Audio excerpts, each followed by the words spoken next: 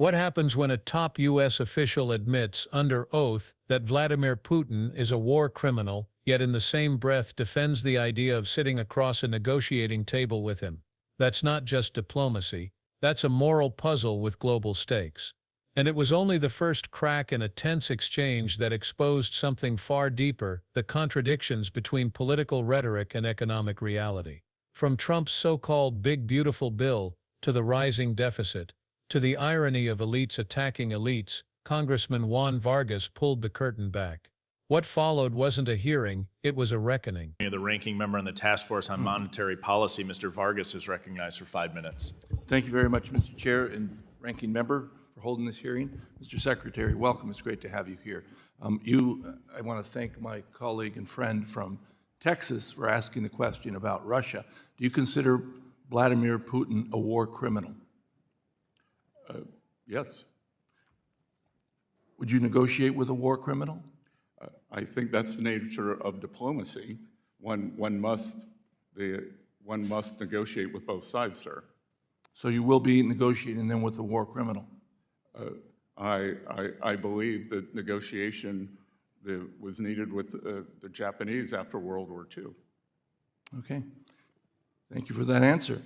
Are you familiar with what President Trump has called his One Big Beautiful Bill?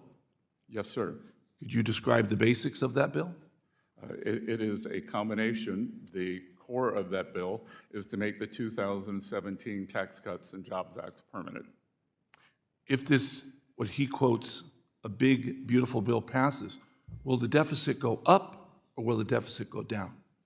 I believe over time, the deficit to GDP, which is the important number, even Secretary Yellen agrees with that, will stabilize and go down. So next year, will it go down? Sir? Yes. I believe yes. You say, so if the big, beautiful bill passes, you believe the deficit will go down next year? The deficit to GDP will. Because again, what is important is that we grow the economy faster than I understand we grow the that. debt. I understand that, of course. But you say that in the long term, I'm asking in the short term, will the deficit go down? I believe the debt to GDP can go down. But what about the deficit itself? Sir, The amount of money that comes in as opposed to goes out. Will the deficit go down next year? will it go down from 2024 and 2025? I believe it will, because these are Okay. extraordinary levels. What about the long-term debt? Will it go up or down if this big, beautiful bill passes? Again, sir, it's while the absolute... I think the reason you're having a hard time answering, I'm not having a hard time answering, because what is important I've given you plenty of isn't time. the absolute level of debt. It is, as Secretary Yellen said, the debt to GDP. So that if our GDP were 100 Everyone billion, is talking about the $37 billion. Is it going to go up or down? Sir, Yes. Is it going to go up or down? it will likely go up, but if the Okay. GDP goes up And faster, I think that's the care. interesting thing. My colleagues on the other side always talk about reducing the debt and reducing the deficit, and yet the hypocrisy of trying to pass the big, beautiful bill that will cause both of them to go up. No, sir, I did not say the deficit. No, would go I up. know you didn't say it. You're trying not to say it, but that's exactly what's going to No, I happen. actually said it would not go up. I know you did. And just to be clear... You said the number would go Just up. to be clear, last year, 6.7% deficit to GDP. No, I'm asking the number. fin- No, the, not, I'm asking the fin- actual finance- number. finance No, we're looking at, by see now, the previous no, administration. we're was the asking about largest numbers in here. Well, history the- when we were not in a recession and not... I'm not going to let you get away with that one, because it's very clear what's going to happen if they pass their bill. The deficit's going to go up, and the debt's going to go up, and we're going to see the hypocrisy of them always saying, cut the budget, so the deficit's going to go down, and the debt's going to go down. It's not. It's going to go up. Now, I do want to ask you about the independence of the Fed. Yes, sir. You have kind of been on both sides of the fence on this. You seem to say that we need an independent Fed, but at the same time, you said there should have been a shadow Fed. Sir, since taking office, I have refrained from commenting on Fed monetary policy, and I have said that monetary policy is a jewel box that must be Okay, preserved. great. And lastly, I do want to ask this, because a number of my colleagues have brought it up about elite, the coastal elites. Where did you go to school? Sorry? I grew up in Little River, South Carolina. A And what fishing university village did you of graduate? 500. Where, you graduated from Yale? You were part of I Wolf worked- Heads Well, Society? a congressman. one of the big three? Congressman, I worked 3 jobs to put myself through Yale, Believe me, when I my grew up just as classmates poor were as you did. I bicycling through understand that Europe. too. So But the thing that I always get is, the funny part is, I always and, talk you about know, the coastal elites. You're a billionaire that went to Yale. I don't hold that against you. Vice I just President find it Vance put interesting that himself my through colleagues Yale on are the always GI talking Bill. about the coastal elites, and yet the president and yourself are both coastal elites. Thank you. And I made all my own money, sir. The drama began with a question so blunt it left no room for political maneuvering. Vargas looked straight at Secretary Scott Bessent and asked if he considered Vladimir Putin a war criminal. Without hesitation, Bessent replied, yes. For a rare moment, there was clarity. A straightforward answer in a political world, often defined by hedging. But Vargas wasn't satisfied with just the label. He pressed further, forcing the conversation into uncomfortable territory. If Putin is indeed a war criminal, would Bessent still negotiate with him? That question shifted the tone immediately, because it cut to the heart of a deeper dilemma. Can you condemn someone's actions as atrocities while still legitimizing them through negotiation? Bessent tried to defend his position by appealing to history. He referenced the U.S. negotiations with Japan after World War II, framing diplomacy as a necessary evil, even when adversaries carry the weight of moral guilt.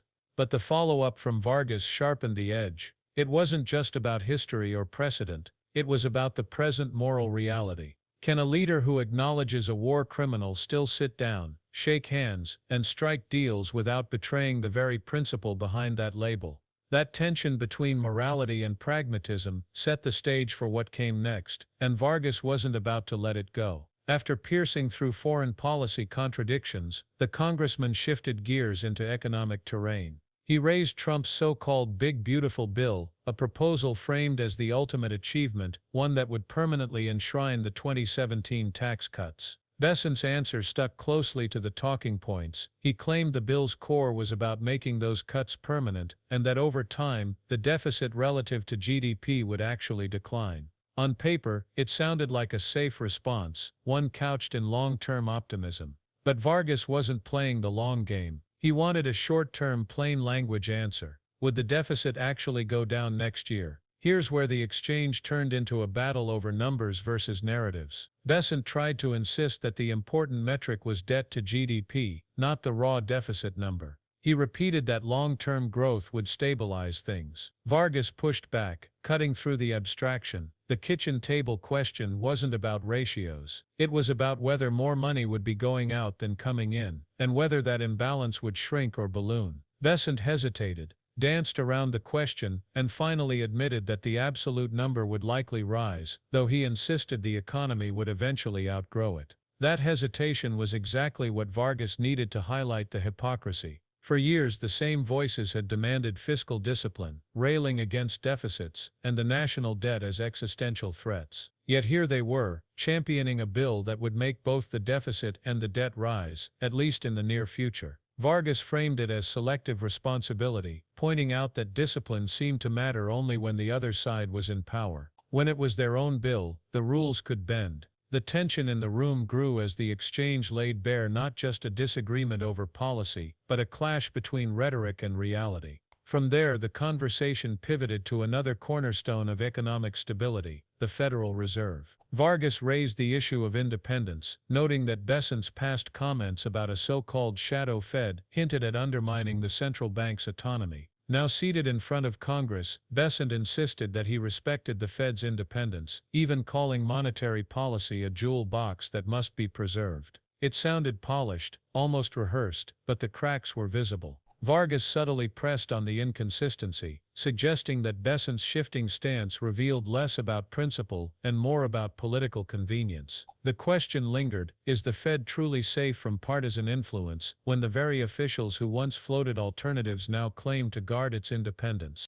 But the sharpest blow came when Vargas turned personal. He reminded Bessent, and everyone watching, about the irony in the populist messaging that rails against so-called coastal elites. Vargas asked where Bessent went to school. The answer, Yale University, one of the most elite institutions in the country. He pointed out that Bessent was not only Ivy League educated, but also a billionaire, someone who embodied the very definition of the elite class that Trump and his allies so often criticize. The point wasn't to shame success, but to expose the contradiction. How can leaders preach anti-elite rhetoric while standing on the very platforms of elite privilege? Bessent defended himself, saying he had worked 3 jobs to put himself through school and made his fortune on his own. Vargas acknowledged his background, but pressed the irony. The message was clear: populist slogans lose their edge when delivered by those who are undeniably part of the elite. It was a moment that peeled away the last layer of political performance, forcing a confrontation between image and reality. By the end of the exchange, it was clear this was no ordinary hearing. It wasn't about sound bites or viral moments, though it produced plenty of them. It was about stripping away abstractions and demanding clarity where vagueness usually thrives. Vargas showed that real accountability doesn't come from speeches or slogans, but from persistent targeted questioning that refuses to accept half answers. When a congressman forces a top official to admit contradictions in front of the public, it isn't just a debate, it's a glimpse into how power is tested in real time. And that's why hearings like this matter. They remind us that the polished stories leaders tell don't always hold up under pressure. They show that tough questions asked with precision and persistence can reveal the truths that slogans try to hide. If you value leaders who don't settle for vague promises and who demand plain answers about morality, economics, and honesty, then now is the time to pay attention. Stay engaged, stay informed, and never stop asking your own hard questions. Because at the end of the day, democracy only survives when we refuse to settle for less than the full truth.